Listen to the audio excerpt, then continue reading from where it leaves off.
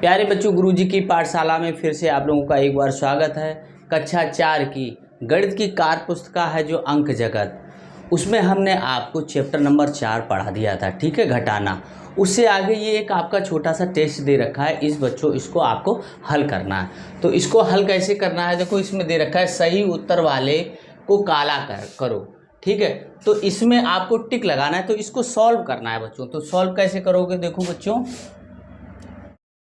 सबसे पहला प्रश्न है 64089 से बनने वाली सबसे बड़ी संख्या के हजारवें स्थान पर कौन सा अंक होगा। तो बच्चों ये 5 अंक दे रखे हैं, तो इनसे बनने वाली सबसे बड़ी संख्या हमें बनाना है। तो सबसे बड़ी संख्या, ठीक है, आप इधर ही लिख लेना, ठीक है, हम यहां लिखे दे रहे हैं। तो यहां सबसे बड़ा अंक हमें पहले लेना पड़ेगा क्योंकि हमें बड़ी संख्या बनाना है। तो सबसे बड़ा अंक 9 हो गया बच्चों, इसके बाद 8, फिर इसके बाद है 4, फिर 0। तो ये इन अंकों से बनने वाली बच्चों सबसे बड़ी संख्या हो गई। अब हमें क्या करना है कि अब हमें हजारवें स्थान पर निकालना है। तो हमने याद कराया था कि इकाई, दहाई, सैकड़ा, ये टेबल आपको याद कराई, कोई आप पढ़ के आप यहाँ निकाल, इकाई, दहाई, सैकड़ा, हजार। तो ये हजार वाला स्थान 8 का है, तो 8 कहाँ लिखा हुआ है, इस पर हम टिक कर देंगे बच्चों, ठीक है। इस तरीके से आगे देखते हैं। देखो बच्चों,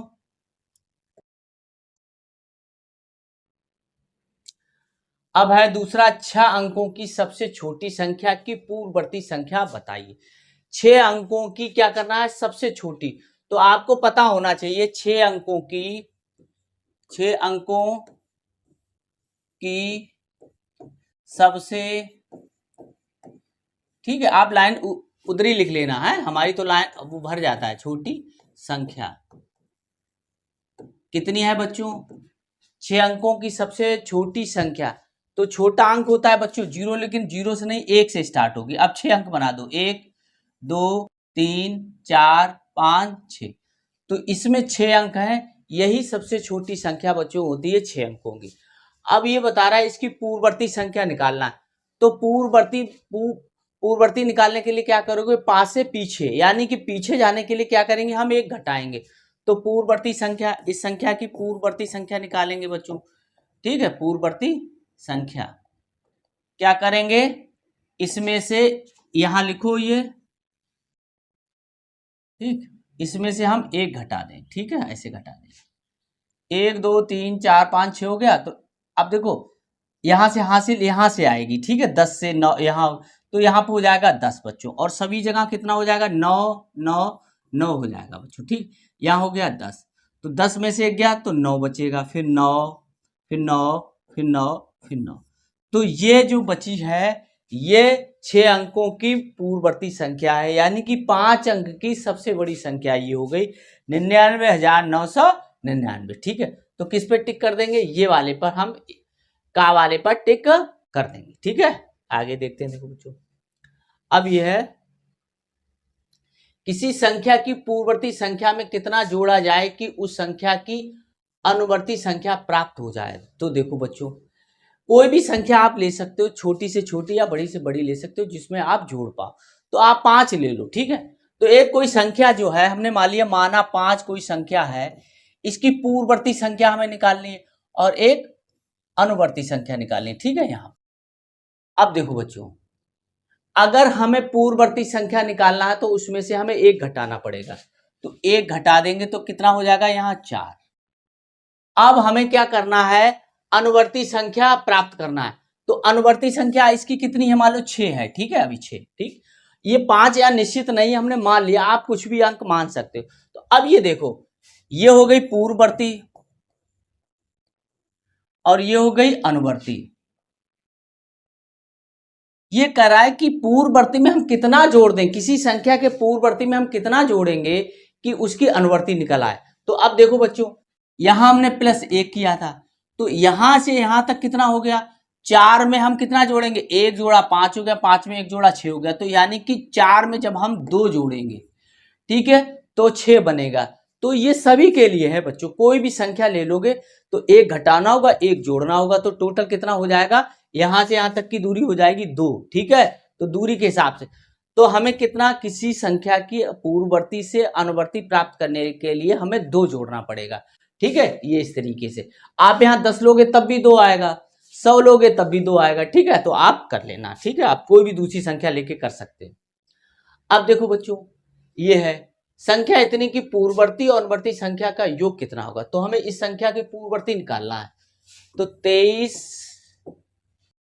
46 की पूर्ववर्ती संख्या, ठीक है।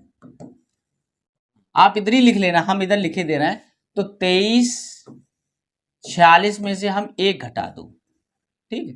तो यहाँ 5 बचा, फिर 4, फिर 3, फिर 2। अब इसी संख्या की हमें क्या निकालना, अनुवर्ती निकालना है, ठीक है। क्या लिखा है, इसी संख्या की अनुवर्ती निकालना है। तो अनुवर्ती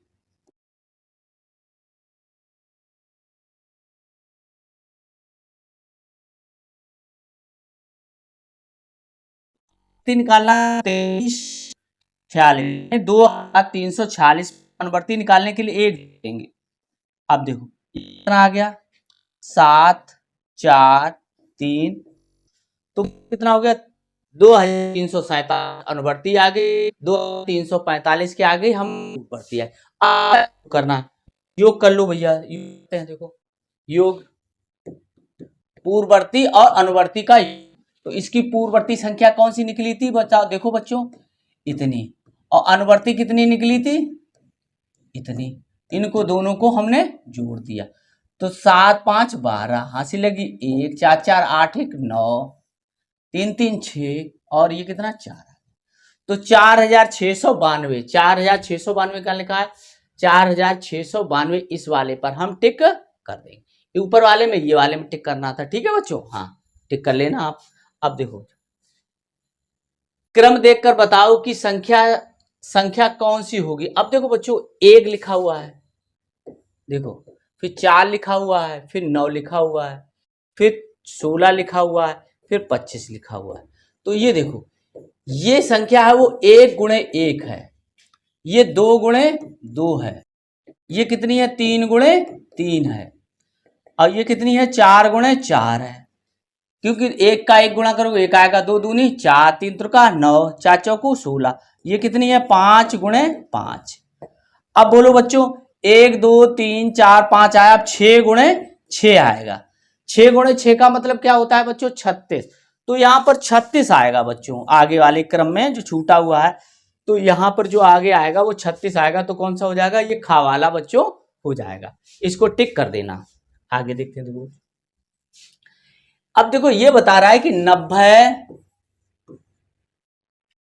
50 98 में हम कितना जोड़ें, ठीक है। यहाँ पर कि संख्या कितनी हो जाए, 90 50 और 98, ठीक है। इसको पढ़ लेना, इकाई ढाई सैकड़ा हजार हजार लाख। 9,05,098 और 9,05,098 दोनों तरफ बच्चों जो संख्या लिखी हुई है वो एक जैसी लिखी हुई है।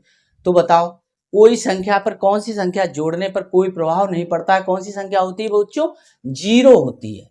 जैसे 5 में हम 0 जोड़ देंगे तो 5 ही आएगा, 6 में 0 जोड़ देंगे तो 6 ही आएगा। यानी कि ये संख्याएं जो लिखी हुई हैं वो समान लिखी हुई हैं। इसका मतलब इसमें कुछ भी जोड़ा नहीं गया है। कुछ भी का मतलब बच्चों हमने क्या बताया, 0। तो 0 पे आप टिक कर दोगे। कहाँ पे लिखा हुआ है 0, देखो ये वाला लिखा हुआ गा, ये 0 आंसर बच्चों हो जाएगा, ठीक है। इस पर टिक कर देना, इस वाले ये इस पर टिक करना ये, और ये 0 आंसर है। यहाँ 3 1 0 और 5 आंसर दे रखे हैं। आगे देखते हैं। देखो बच्चों रीता की मासिक आय 10,000 रुपए है, यदि उसका खर्च प्रतिमाह 9500 यानी 9,500 रुपया है तो उसकी बचत पता करने के लिए क्या करेंगे। अब देखो बचत क्या होती है, देखो अब बच्चों आप ये समझो कि मासिक क्या दे, आय बराबर होता है, आय बराबर क्या होता है, खर्च आपने जो कर दिया, ठीक है, और आपने बचत किया। कैसे, जैसे आपने 10 रुपए आपके पास हैं और 4 रुपए का आपने बिस्कुट ले लिया, यानी कि 10 रुपए जो थी वो आपकी आय हो गई, ठीक है। आपने 4 रुपए खर्च कर दी, ये आपका खर्च हो गया। अब आपको वापस कितना करेगा, यानी कि आपके पास कितना पैसा शेष रह जाएगा, वो क्या करोगे, 10 में से हम 4 घटाया तो कितना बचेगा, 6।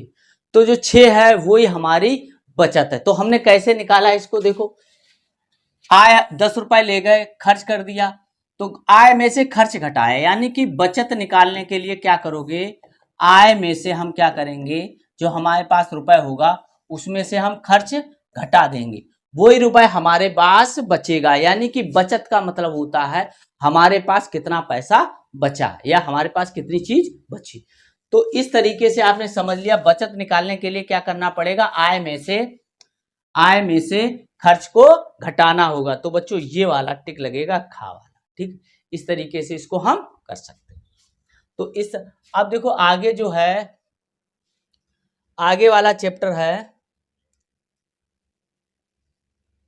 गुणा वाला, ठीक।